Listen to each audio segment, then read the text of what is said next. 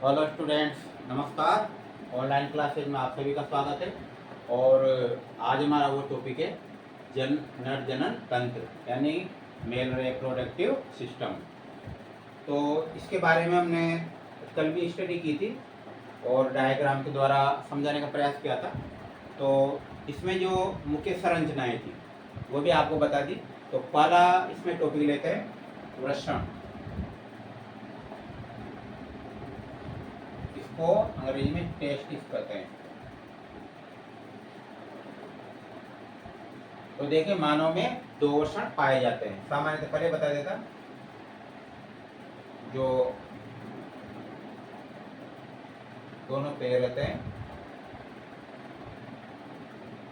वो यहाँ पर इस टाइप से ये संरचना पाई जाती है। तो मानव में दो वृषण पाए जाते हैं और ये वृषण कोश में बंद रहते हैं। ये भी आपको बताया था, ये वृषण कोश में बंद रहते हैं। और इसके जो ऊपर का जो भाग होता है वह कुछ फूला हुआ और इस टाइप से कुंडलीकार होता है।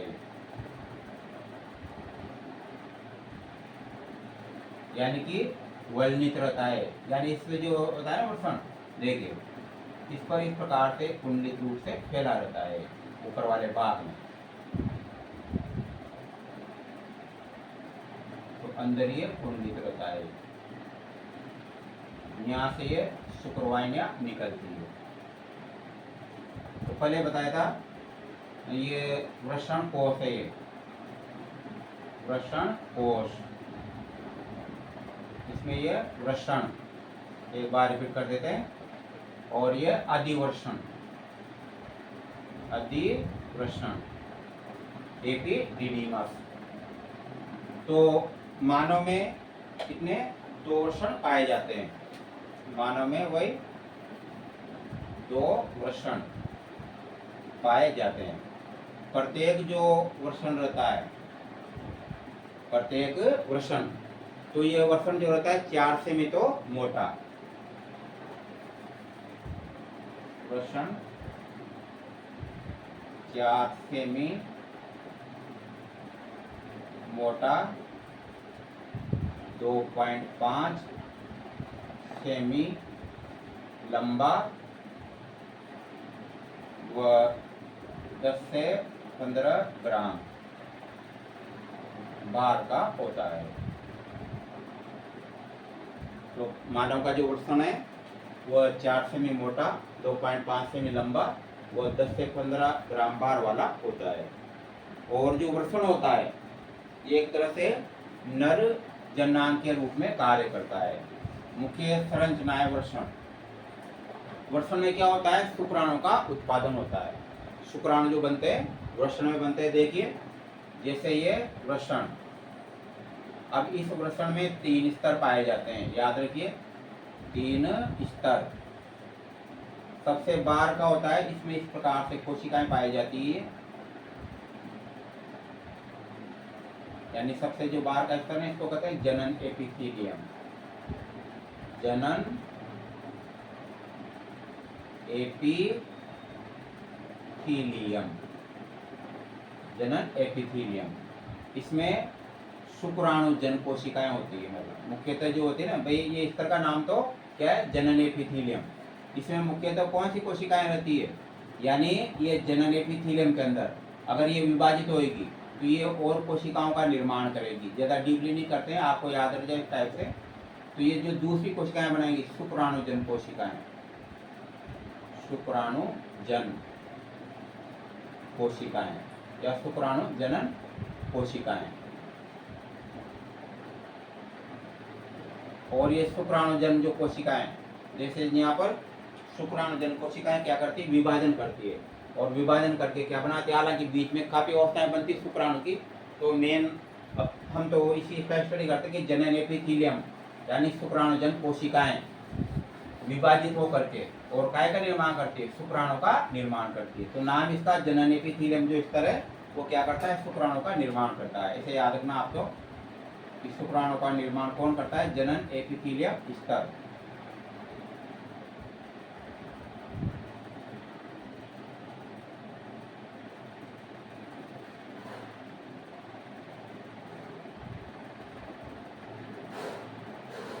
तो ये जनन एपिथीलियम,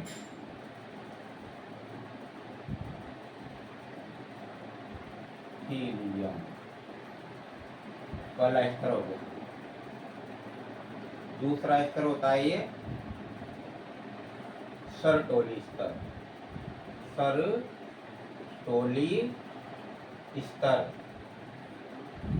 और तीसरा स्तर होता है अंतराली स्तर, अंतराली स्तर। इसको लीडिंग स्तर भी कहते हैं, लीडिंग स्तर, लीडिंग स्तर भी कहा जाता है। तो जनन एपिथेलियम तो क्या करता है, शुक्राणु निर्माण, शुक्राणु निर्माण करता है, याद रखना अच्छी तरह से ये।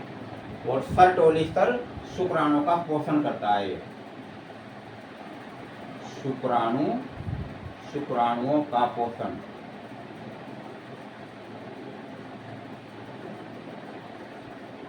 शुक्राणु का पोषण करता है। और अंतराली स्तर है, ये हार्मोन स्रावित करता है। कौन सा, टेस्टोस्टेरोन, टेस्टोस्टेरोन हार्मोन स्रावित करता है। तो आसानी से याद हो जाएंगे आपको। एक बार फिर देखते हैं। मानव में 2 वृषण पाए जाते हैं जो उदर गुहा के बाहर लटके रहते हैं, उदर गुहा के बाहर दोनों जो पैर रहते हैं उसके मध्य में लटके रहते हैं। और ये जो वृषण है मुख्यतः नरजन्नांग माने जाते हैं। ये प्रत्येक वृषण में अगर इसकी लंबाई चौड़ाई ले तो जो वृषण रहता है वो क्या रहता है, 4 सेमी मोटा, 2.5 सेमी लंबा और 10 से 15 ग्राम भार वाला होता है। प्रत्येक वृषण में 3 स्तर पाए जाते हैं। पहला जनन एपिथेलियम स्तर, दूसरा सरटोली स्तर और तीसरा अंतराली स्तर। जनन एपिथेलियम शुक्राणु का निर्माण करता है और सरटोली स्तर शुक्राणुओं का पोषण करता है, यानी शुक्राणु को पोषण देने का कार्य करता है। और अंतराली स्तर जो है वो इसको लीडिंग स्तर भी कहते हैं। ये टेस्टोस्टेरोन हार्मोन स्रावित करता है। इस प्रकार से ये वृषण की संरचना थी। और वृषण के ऊपर ही देखिए शुक्राणु बन गए कहाँ पर, वृषण में। लेकिन शुक्राणुओं का परिपक्वन जो होता है, तो शुक्राणु का जो परिपक्वन होता है वो कहाँ होता है, अधिवृषण के अंदर। अधि जो वृषण होता है वो शुक्राणु का क्या करता है, परिपक्वन करता है। जैसे उदाहरण के रूप में देखिए, जैसे ये वृषण है,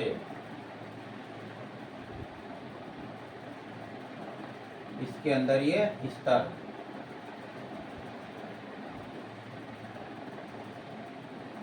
और यहाँ से जो इसमें जो नलिकाएं होती है ना जितनी भी, ये इस अधिवृषण के अंदर खुलती है। ये अधिवृषण ये बाद में टाइप से यूँ होकर के यूँ ऊपर की तरफ शुक्रवाहिनियों में खुलता है। इसलिए तो काफी लंबी संरचना होती है। जो मानिए जो अधिवृषण रहता है तो लगभग जो है ना 6 मीटर लंबा होता है। याद रखना अधिवृषण क्या होता है, 6 मीटर लंबा। इस वाले टॉपिक में स्टडी करेंगे, पहले ये बता रहा हूँ। तो 3 स्तर हो गए। अब इसमें क्या है, इस प्रकार से कुंडलित नलिकाएं पाई जाती है। तो ये क्या कहलाता है, अधिवृषण, अधिवृषण। तो इसका वृषण का शीर्ष भाग होता है। तो दूसरा टॉपिक है हमारा अधिवृषण, अधिवृषण, एपिडिडीमस कहते हैं इसको।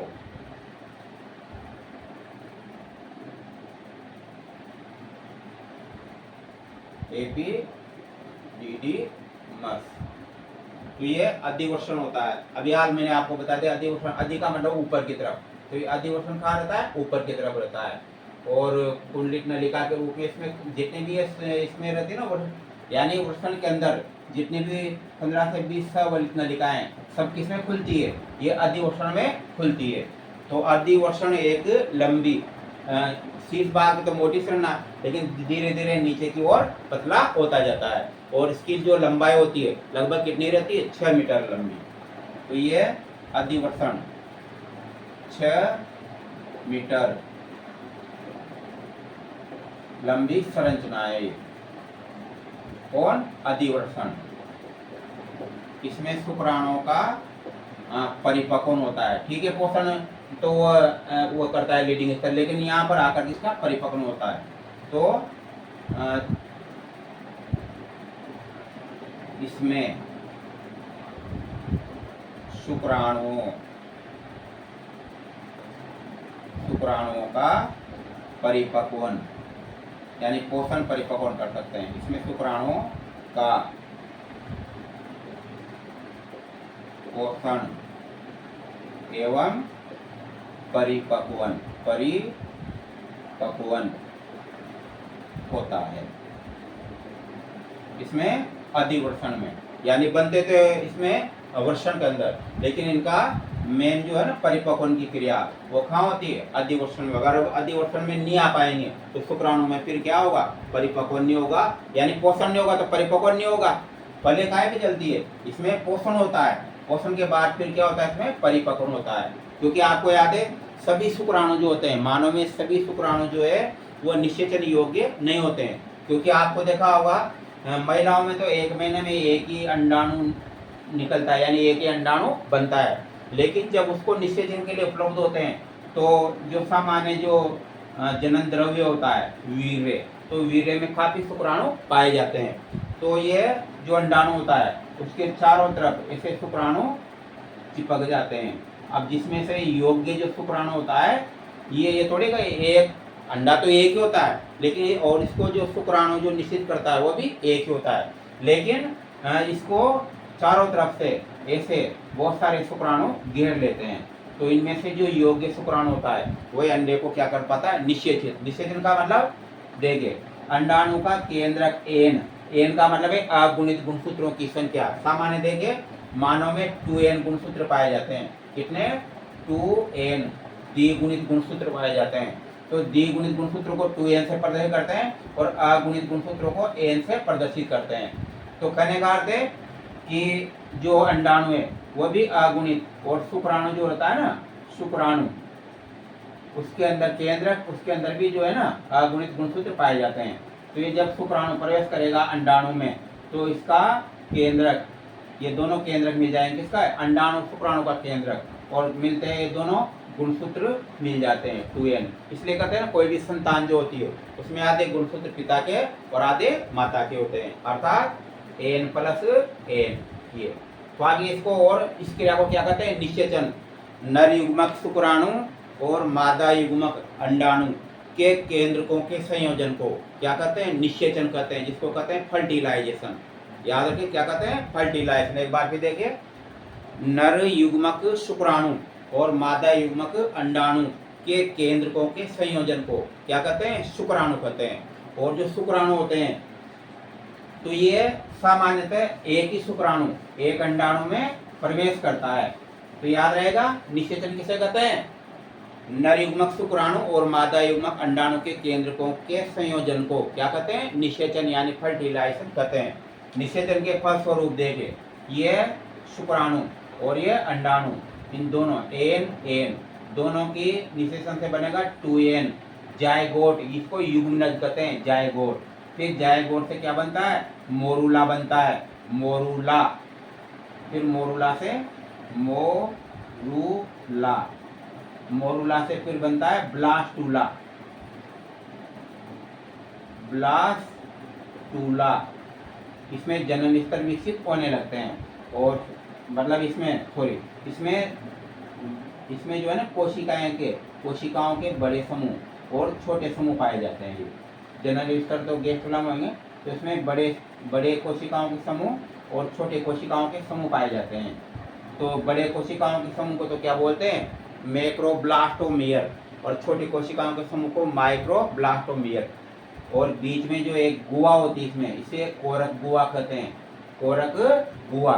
तो ये तो ब्लास्टूला से फिर बनता है गेस्टुला, जिसमें जनन स्तर विकसित हो जाते हैं। ये जनन स्तर क्या कहलाएगा, ये कहलाएगा गेस्टुला, गेस्टुला।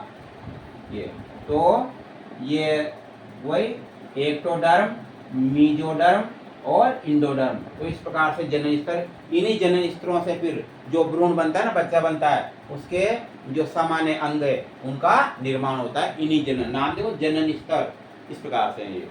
तो अपने क्या हो गया, अधिवर्षण हो गया। और तीसरा जो टॉपिक चल रहे हैं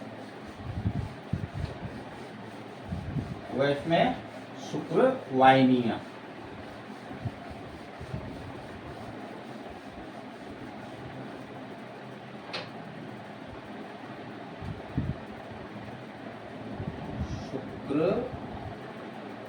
शुक्रवाहिनियां वासा डिफेरेंस भी कहा जाता है इनको, वासा डिफरेंस शुक्रवाहिनियों को। तो मानव में वही कितनी पाई जाती है, 2 शुक्रवाहिनियां पाई जाती है। कितनी, 2 शुक्रवाहिनियां।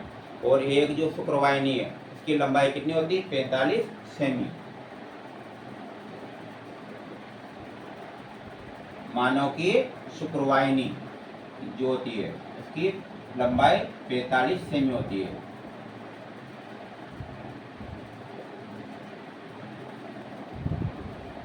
भाई वो पूरी लाइन यहाँ नोट करने के लिए, भाई जैसे मैं बोर्ड पे लिखूँ ना, मानव की शुक्रवाहिनी की लंबाई 45 सेमी होती है, तो वैसे आप, मैं बोल रहा हूँ जो समझ में आ रहा है, चाहो तो आप बता सकते हो। तो मानव की शुक्रवाहिनी की जो लंबाई होती है 45 सेमी होती है। यानी कहाँ से, ये आपने देखा होगा जैसे भी डायग्राम बनाया था उसमें वर्षण यानी अधिवर्षण से लेकर के उदरगुहा में ऊपर तक जाती है।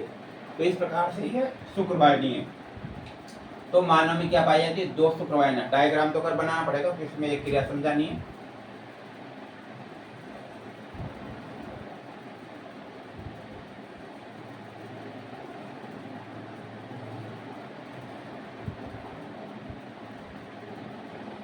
ये वर्षण, ये इसका ऊपर का भाग अधिवर्षण, यहाँ से ये शुक्रवाहिनी निकलेगी।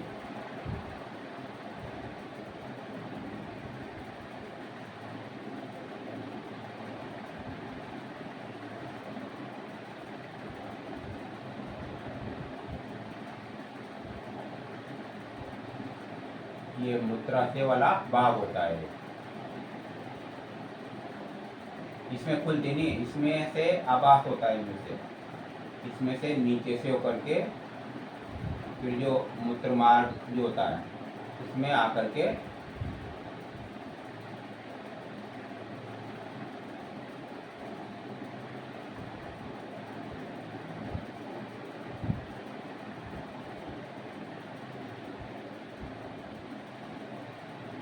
थोड़ा बड़ा करके बताएं ताकि आपको मिल जाए आराम से।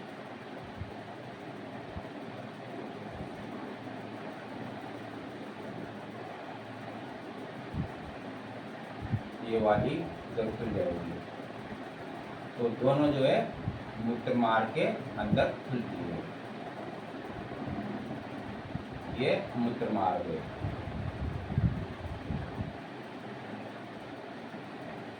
और ये शीशन यानी पेनिस,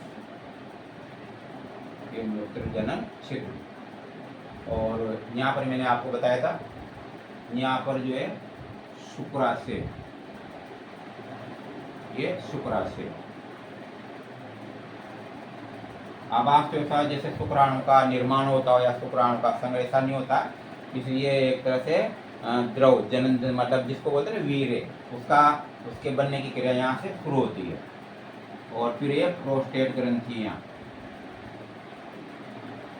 और फिर ये आपको अच्छी तरह डायग्राम याद हो जाएगा। इसके बाद में यहाँ काउपर ग्रंथियाँ, ये तो मेन चल रहे हैं शुक्रवाहिनियाँ। तो देखिए यहाँ से ये अधिवर्षण है, अधिवर्षण यहाँ से लेकर के पूरी जो लंबाई होती है इसकी कितनी होती है, 45 सेमी होती है। तो इसमें एक क्रिया का एक स्टडी करेंगे इसमें।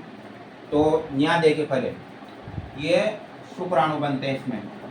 अब तो शुक्रवाहिनियों के द्वारा क्या है, शुक्राणु शुक्रवाहिनियों में होते हुए कहाँ पर, निषेचन के लिए कहाँ तक पहुँचते हैं, मूत्रमार्ग, और फिर मूत्रमार्ग में होते हुए इसमें शीशन तक पहुँचते हैं। और शीशन जो होता है तो जनन के समय शीशन से क्या निकलता है, वीर्य निकलता है। वीर्य क्या होता है, ये शुक्राशय ग्रंथि, शुक्राशय प्लस प्रोस्टेट ग्रंथि प्रोस्टेट ग्रंथि प्लस काउपर ग्रंथि, काउपर ग्रंथि।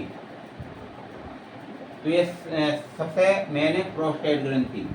ये सफेद द्रव स्रावित करती है जो वीर्य का निर्माण करता है। तो ये तीनों ही जो भाग है ना, तीनों ही जो ग्रंथियां हैं वे वीर्य का निर्माण करती है ये।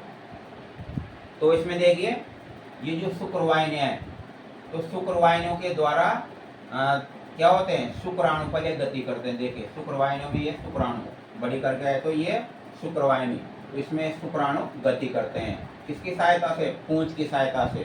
शुक्राणु के आगे का जो भाग होता है ना, नुकीला भाग, वो क्या कहलाता है, एक्रोसोम कहलाता है।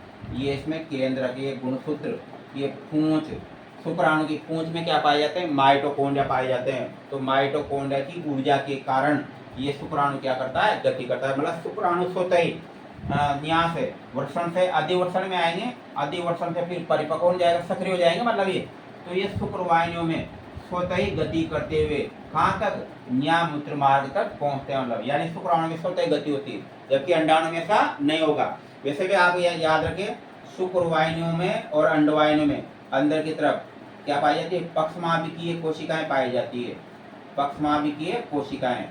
तो ये पक्षमाभिकीय कोशिकाओं में भी क्या है, गति होती है। तो ये शुक्राणु को कहाँ पर, यहाँ से नीचे से ऊपर तक पहुंचाने का काम करेगी। लेकिन सक्रिय भूमिका तो स्वयं शुक्राणु की रहती है, क्योंकि शुक्राणु की पूंछ में माइटोकॉन्ड्रिया पाए जाते हैं जो गति के लिए ऊर्जा प्रदान करते हैं इसको। और वैसे भी थोड़ा सारा ये लगाती है पक्षमाभिका, इसलिए शुक्राणु ऊपर की तरफ बढ़ते रहते हैं। और अगर अंडाणु हुआ, आगे बढ़ेंगे अपन उसमें, तो ये जो अंडाणु हुआ, तो अंडाणु में तो स्वतंत्र की कोई गति होती नहीं है, इसलिए पक्षमाभिकाएं ये वो अंडाणु को क्या है, कहाँ से, जो अंडाणु के नीचे अंडवाय कीप है वहां से लेकर के ऊपर तक निषेचन के लिए पहुंचाती, कौन, पक्षमाभिकाएं ये। इस प्रकार से ये। तो शुक्रवाहिनियां क्या करती है, शुक्राणुओं को कहाँ तक पहुंचाती है, मतलब ऊपर यहाँ तक जो होते हैं ना मूत्र मार्ग और जनन तक पहुंचाती है। तो शुक्रवाहिनियां तो यहाँ समाप्त होगी कहाँ पर, जो शुक्राशय होता है वहां तक, फिर अलग ग्रंथियों का नाम आ गया ये। इस प्रकार से ये है। तो आगे बढ़ते हैं।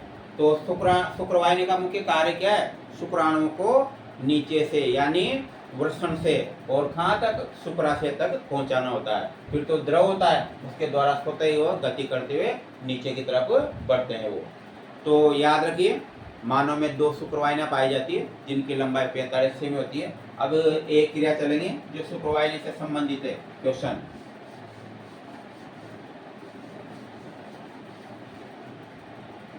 वेसेक्टोमी, वेसेक्टोमी, वेसेक्टोमी, इसको कहते हैं पुरुष नसबंदी, पुरुष नसबंदी, पुरुष नसबंदी। तो देखिए यहाँ पर,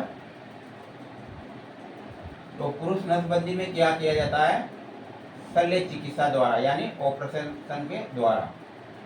तो ये जो शुक्रवाहिनियां, वो ये जो वाला भाग होता है उधर के नीचे वाला भाग, तो यहाँ से दोनों शुक्रवाहिनियों को काट दिया जाता है।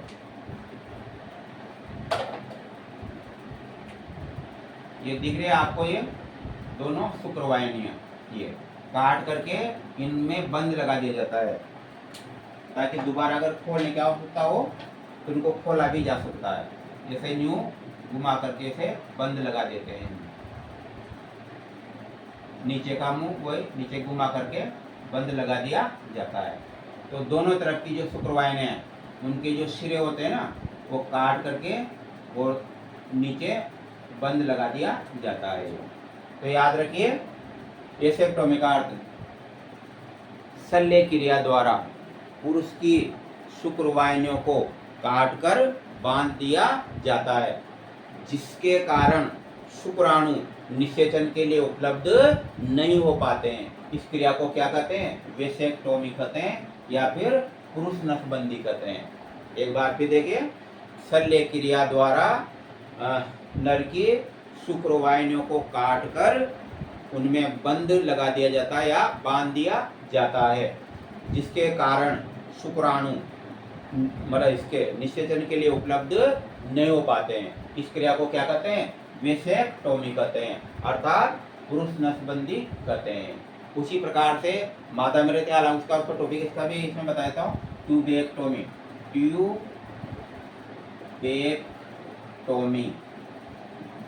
ट्यूबेक्टोमी जब उसका मादा का चलेगा ना तो उसमें इसका चित्र के द्वारा, डायग्राम के द्वारा बताएंगे।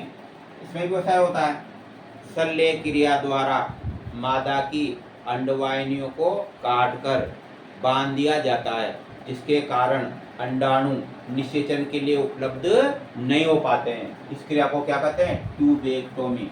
अब नाम कैसे चला, देखो याद रखो हमेशा कि भाई वेसेक्टोमी का मतलब तो क्या है? पुरुष नसबंदी, और ट्यूबेक्टोमी का मतलब है मादा नसबंदी या स्त्री नसबंदी हो सकते हैं, महिला नसबंदी, महिला नसबंदी। ये तो दोनों का याद रहे, इसका तो याद कराए थे मैंने, इसका भी याद रहेगा। अब दोनों को याद कैसे रखे कि किसका नाम तो ये जैसे पुरुष नसबंदी, महिला है। वेसेक्टोमी, देखो वेसेक्टोमी नाम बना तो कहाँ से बना? वासा से। वासा का मतलब शुक्रवाहिनियों से। और उसी प्रकार से ट्यूबेक्टोमी अर्थात अंडवाहिनी होती है ना, तो उसको ट्यूब से लिया जाता है, ट्यूब। जैसे नाम सुना होगा फेलोपियन ट्यूब। फेलोपियन ट्यूब का मतलब अंडवाहिनी, जिसका नाम है ओविडक्ट, तो उसको फेलोपियन ट्यूब भी कहा जाता है। तो ट्यूब इससे बना है ट्यूबेक्टोमी से, अर्थात शल्य क्रिया द्वारा मादा की अंडवाहिनियों को काट दिया जाता है या काट कर बांध दिया जाता है। इस क्रिया के कारण अंडाणु निषेचन के कारण मतलब निषेचन के लिए उपलब्ध नहीं हो पाते हैं। इस क्रिया को क्या कहते हैं? ट्यूबेक्टोमी कहा जाता है। इस प्रकार से ये टॉपिक है। और इसके बाद चलते हैं मूत्र मार्ग।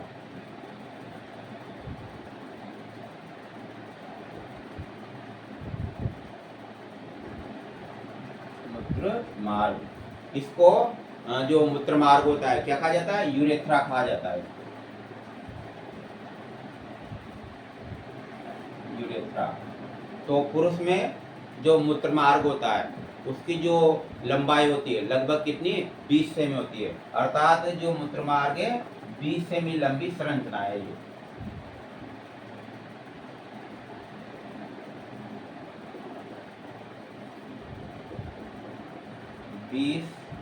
सेमी लंबी संरचना है मूत्र मार्ग, जो कहाँ से? मूत्राशय से प्रारंभ होकर के और जो शिशन होता है वहां तक आता है ये। कौन? मूत्र मार्ग। अर्थात मूत्र मार्ग जो है आगे एक कोमल उत्कीय संरचना होती है, कोमल उत्कीय संरचना, जिसको शिशन, शिशन अर्थात पेनिस कहा जाता है ये। तो इसके अंदर आकर के खुलता है कौन? मूत्र मार्ग। और इस मूत्र मार्ग के शीर्ष यानी अग्र सिरे पर क्या होता है? मूत्र जनन छिद्र होता है, मूत्र जनन छिद्र होता है। नाम देखो, मूत्र जनन, अर्थात इस छिद्र द्वारा समय समय पर मूत्र का उत्सर्जन भी किया जाता है, और जनन के समय क्या है? केवल वीर्य का अर्थात शुक्राणु का उत्सर्जन किया जाता है। इसलिए क्या कहा जाता है? सामूहिक रूप से मूत्र जनन छिद्र कहा जाता है। तो दोनों ही कार्य करता है ये एक तरह से, इसलिए क्या कहते हैं इसको? मूत्र जनन छिद्र कहा जाता है। और इसके बाद ये जो आगे का जो ये मैंने इसका बताया था पेनिसिसन, इसके आगे का जो भाग होता है ना इसका फूला हुआ रहता है, तो फूला हुआ है इसको शिशन मुंड कहते हैं। फूला जो भाग है उसको शिशन मुंड कहा जाता है। और इसकी जो स्किन रहती है वह अपेक्षाकृत पीछे की तरफ मुड़ी रहती है। छोटे बच्चों में पूरा जो शिशन मुंड उससे घिरा रहता है, ये बड़ों में वह लिपट जाती है। इस प्रकार से ये शिशन आगे का जो शीर्ष भाग है ना, शिशन मुंड कहलाता है। और कई बार देखे इसको जैसे किसी कारणवश काट दिया जाता है, स्किन को काट दिया जाता है, जिसके कारण ये उलट करके उसके ऊपर नहीं आती है। तो इस प्रकार से ये मूत्र मार्ग वाला भाग था। मूत्र मार्ग में क्या होता है, शिशन की भी संरचना का शिशन की भी संरचना की स्टडी की जाती है। और उसके बाद है जनन जनन ग्रंथियां नंबर 5 में।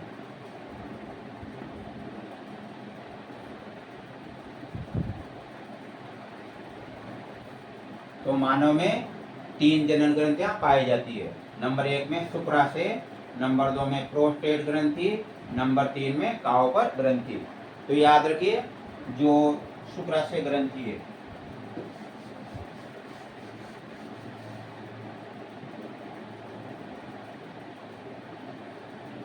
शुक्राशय, इससे जो द्रव स्रावित होता है उसे क्या कहते हैं, शुक्र द्रव कहते हैं। क्या कहते हैं, शुक्र द्रव कहा जाता है।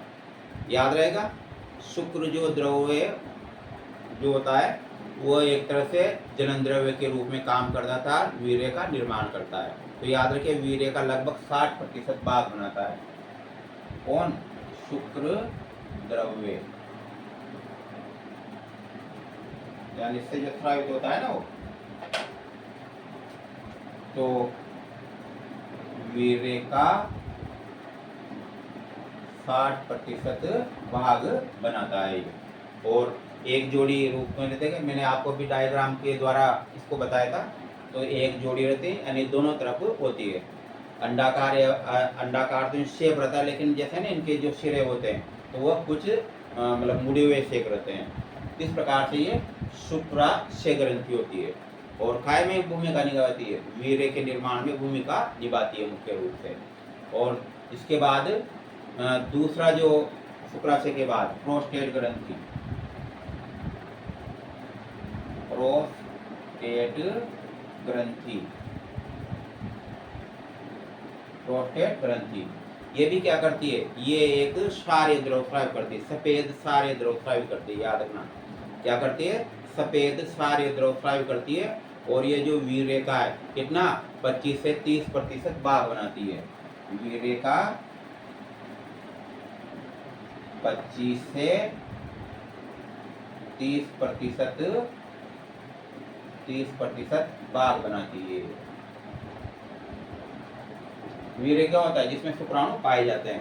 ये भी तो शुक्राणु मतलब तरल में अपेक्षाकृत गति करेंगे, अन्यथा मूत्रमार्ग तो ड्राई रहता है, सूखा रहता है, उसमें थोड़ी गति करेंगे। तो वह शुक्राणु जो ही शुक्राशय में के संपर्क में आते हैं तो वहां से उसमें द्रव मिलना शुरू हो जाता है, तो आसानी से गति, फिर नीचे आते हैं तो उनको और द्रव मिलता है, अर्थात प्रोस्टेट ग्रंथि का स्राव मिलता है जो सफेद होता है और चिकना होता है। इसके बाद काउपर ग्रंथियां, काउपर ग्रंथियों को क्या कहते हैं, बल्बो यूरिथ्रल ग्रंथियां भी कहते हैं। काउपर ग्रंथियां सब जोड़ी के रूप में, ये भी एक जोड़ी रहती है, बल्बो यूरिथ्रल, बल्बो यूरिथ्रल ग्रंथि कहा जाता है इसको।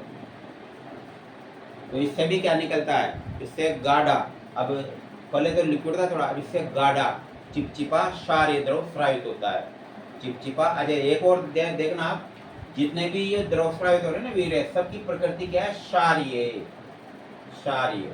लेकिन मुख्यतः जो काउपर ग्रंथि है वह अधिक क्षारीय द्रव, गाढ़ा चिपचिपा, गाढ़ा